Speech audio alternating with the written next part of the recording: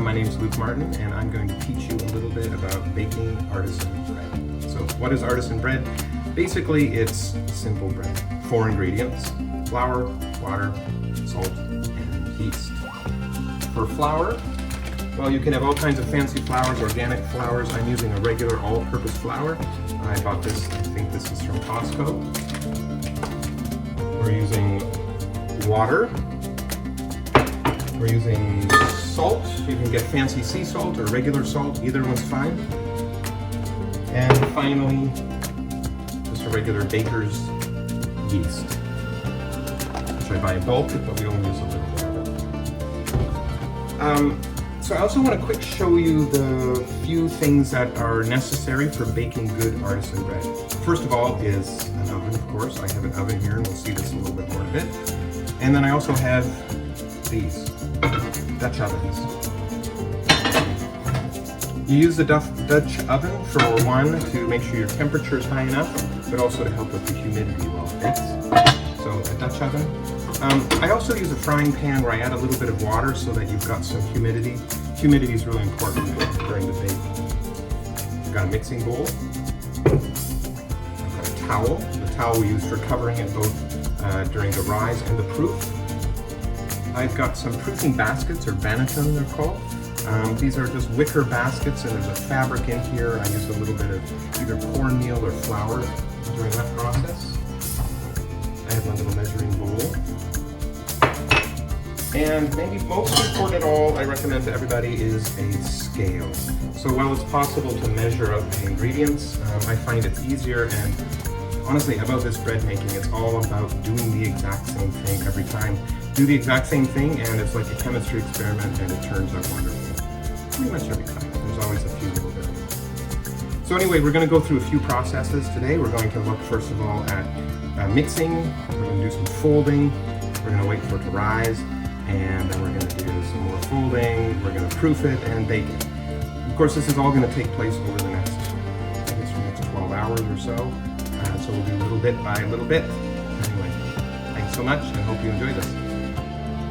Well, hi. Okay, so we're going to start the baking process now, or the making process. We're not baking yet. And the first step we're going to do is we're going to autolyse the flour. And what this really is doing is just, it's not necessary for the making bread, but what it does is it kind of prepares the flour for the yeast. And what it's doing is just letting those flour molecules soak in a bunch of warm water. So we're going to start with 1,000 grams, 1 kilogram of flour. And for this recipe, it's going to be, I guess we'll do about 780 grams of water. It's going to be warm water, around 32 to 35 degrees. I'm going to use a thermometer for that to get that accurate as well. So let's get started on that. Okay, so here we are, measured out. Exactly 1 kilogram of flour. Just so you know, the bags are not necessarily 1 kilogram. You sometimes have to take out a little bit. All right, so you know, I went through the various tools and things that you need. There was no mixing spoon because these here are how you mix a good dough. Why do you do that? Well, it's so you can feel kind of how the dough is. White flour like this is pretty soft, sticky, but you can also kind of tell, do I have the right mixture? Is there enough water? Is it too dry? And it's much easier to feel it this way than to feel it with a spoon. So I highly recommend when you make your dough, make it with your hand. Okay, so it's starting to come together a little bit more. It's of course sticking to my hand. I'll peel it off there a bit. One thing in making bread is you never have to be rough with the bread. Throughout the whole process, you're being very gentle with it. So I'm not punching it. Even during the rise, I don't punch it. You kind of treat it gently. I don't know why you treat it gently, but I find this works well. Okay, so you don't have to, but I like using a little scraper just to ensure I get all the flour. Not necessary by any means, but I do find it helps to get that last little bit together. Okay, so now I'm going to add my salt. Salt I like to measure, or to weigh the salt. I want 22 grams.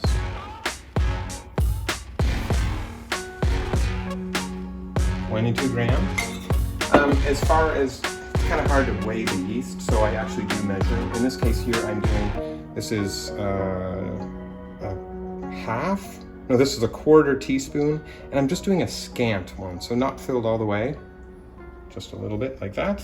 It's around 0.8 grams. Okay. I'm just adding that on top.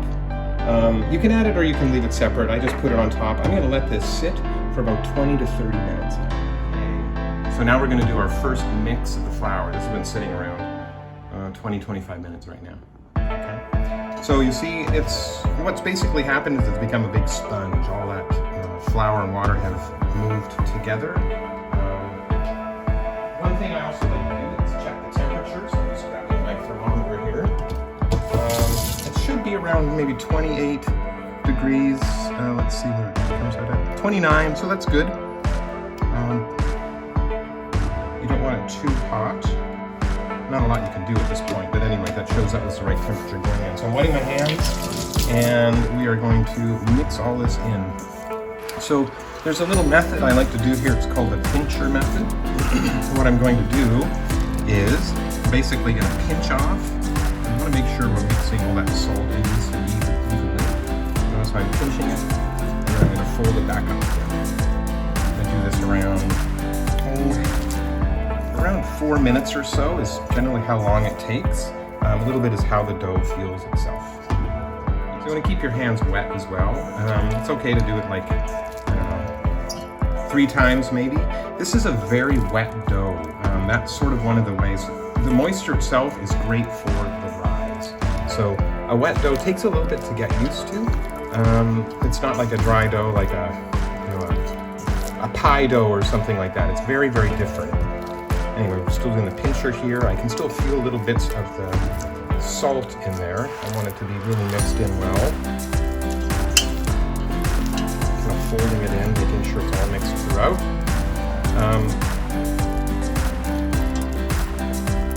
And the more you do this, you get a good idea about what the dough feels like. And every area is going to be a little different. I made some when I was back in Canada with family this summer, and I was surprised at the cooler temperatures, how different it was from making bread in Taipei. Making bread in Taipei is actually it's very easy, but it's a little difficult keeping a nice crust afterwards because of the humidity. But I tell you, it rises quickly, the temperatures help that. Okay, so it's feeling pretty good. It's probably been about 4 minutes since we're mixing this together. Super sticky, but this is feeling good. What I'm going to kind of do now is I'm going to let it sit. So basically within the next hour, I want to fold it 3 times. I'll probably wait around 10 to 20 minutes for the first one, and all of this helps the structure of the bread. It's kind of helping those bonds between the molecules get stronger. So now I'm going to let this flatten out, and I'll come back to it in about 20 minutes. So now I'm going to do the first fold on this. As you see, it's kind of got settled down a little bit. The reason you fold it is it's helping to increase the structure of it, but it's also adding some oxygen. So let's see, it's a pretty sticky, heavy dough. I'm just going to fold it over. I do around, I don't know, it's just more about the feel of it. Maybe 10 folds, just until it's a little hard to fold. So each time about half over. Again, keep your hands wet so they don't stick. Nice fold. There's different kinds of bread you can make with no fold at all. You just let this sit and rise, and that's possible as well, but this helps with the structure of the bread and the complexity of it. So I highly recommend, particularly because remember we're working with just 4 ingredients here. So anything we can do to help this little chemistry experiment, including strengthening these bonds and getting that oxygen in there, is a great thing. Okay, so also one thing I should mention is you want to cover the bread. It kind of helps keep the moisture in there. You can also even put a plastic wrap over top of it, but I think here in Taiwan it works pretty well with just a towel because of the ambient temperature and the moisture itself. So a towel. All right, folds on it. 2 is probably enough, but I did 3. I'm now going to let this sit. It's going to rest and rise for around almost 12 hours. I think it'll be ready. Yeah, so we'll look at it before I go to bed tonight, and we'll look at it in the morning and see how it has grown. Wanted about 2 to 3 times the size. That's how much we want it to rise. There's a bit of a trick as far as ensuring that it's not too much of a rise or too little. But we'll look at it later and discuss that. Okay, well, this is 4 hours after. As you can see, we've got tiny little bubbles starting. Everything's pretty flat. We'll cover it up for the night, and we'll see it in a few more hours. See how much it's risen. Good morning. As you see, we've got a pretty good rise. About 3 times. Some nice big air bubbles. Remember, we only used less than a 1/4 teaspoon of yeast, but with that amount of time, like 12-hour rise, the yeast does its job well. Okay, so hello. It's time to form our loaves. So I'm going to take a little bit of flour, put on the counter, flour in the hands. Really gentle. I'm just going to peel this off the sides. I hadn't mentioned this earlier, but we've made 2 loaves here. One of the reasons why is it's just easier to work with 1 kilogram of flour rather than 1 loaf. Plus this way I get to give some to my neighbors.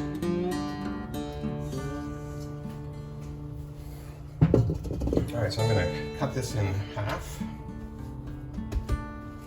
into our 2 loaves. Again, through all of this, I'm being gentle with the dough. All that nice rise that's in there, there's no reason to flatten it out. So this is not it's going to be a light loaf, not a dense one. All right. So take flour so your hands don't stick. What I'm doing is I'm kind of pulling up, this in the way,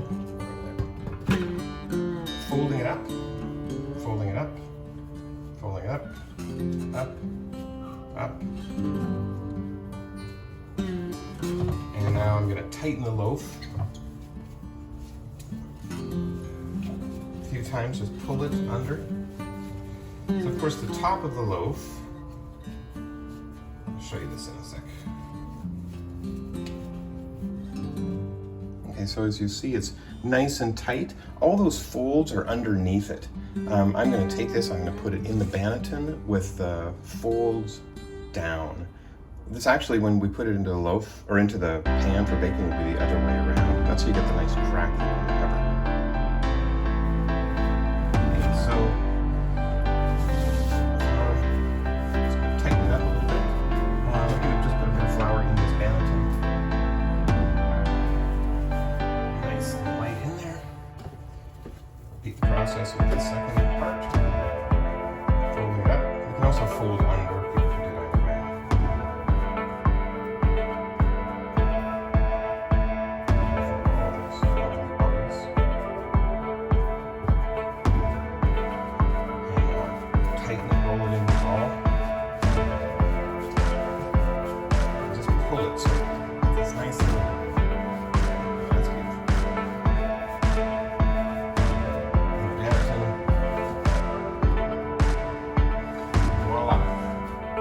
So there we have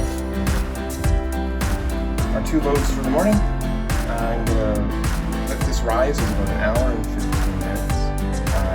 I'll let it rise for about 30 minutes, and then I'm going to turn the oven on and let it heat up for 45 minutes. And in the meantime, I'm going to...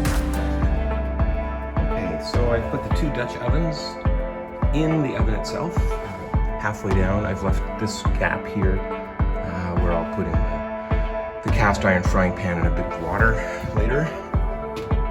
Temperature on this is going to be 475 Fahrenheit, which is around 245, 240, and actually this runs a little bit cool, so around 245 to 250 Celsius.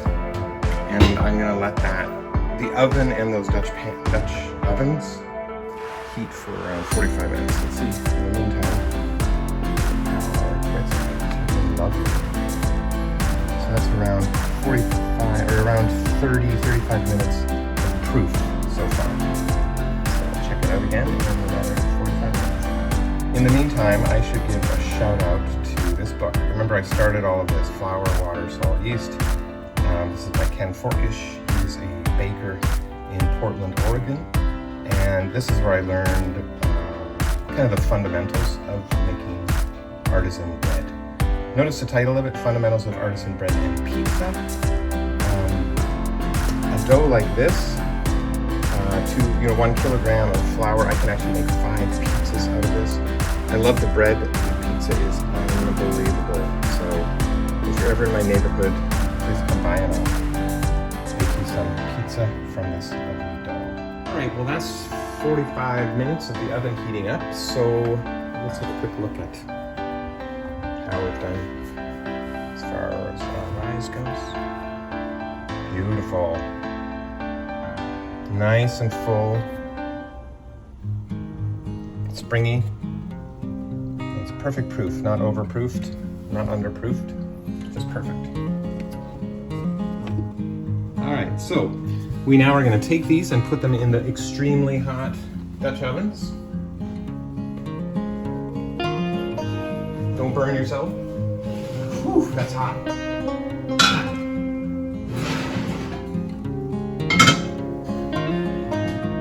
So again, we use the Dutch ovens primarily to ensure this really high, you're getting a higher, more consistent heat than you do in the oven itself. And it's a nice form for it to bake into. I'm putting a little bit of cornmeal, corn grits, polenta on the counter. I'm going to use this for the, you don't necessarily have to, but I like putting this on the bottom. Got a beautiful loaf. Kind of do a little form on it. Looks great. Take the lid off of this one. Gonna put this beautiful little right in there. Back in the oven. Again, this is going to bake for 30 minutes covered and another 15 or 20 minutes uncovered. You can see some of the lines from the wicker on that there. A couple bubbles, those will be nice when they bake.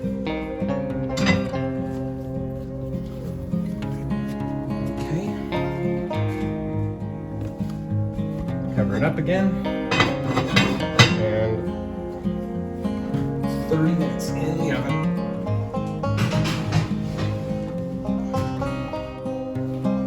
Okay, so it's been 30 minutes. Let's have a look and see how it's going. Alright, so it's rising nice. We already have a little bit of a crack on it. And we'll let it toast up a bit more for 15 more minutes. Alright, let's see how they're looking. Perfect. Oh, too light. Nice and toasty. There we go.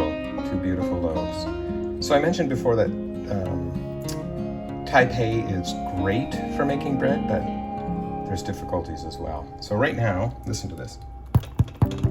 Nice and beautiful, beautiful sound. In colder, less humid environments, that crisp crust would remain for a longer period of time. But if I leave this on the counter, within a few hours, it starts getting a little more moist. And it's okay, it still tastes great, but you lose a little bit of the crust off this. So actually my little secret is I do use my toaster as I slice it up over the next couple of days. These loaves, they will last for 3 or 4 days easily. I store them in a plastic bag. Okay, it's been sitting out, cooling down a little bit. Let's see how the bake turned out.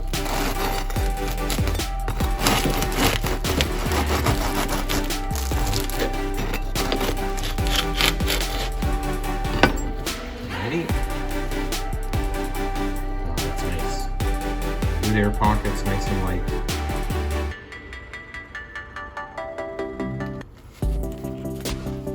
Of course, the next part is the most important.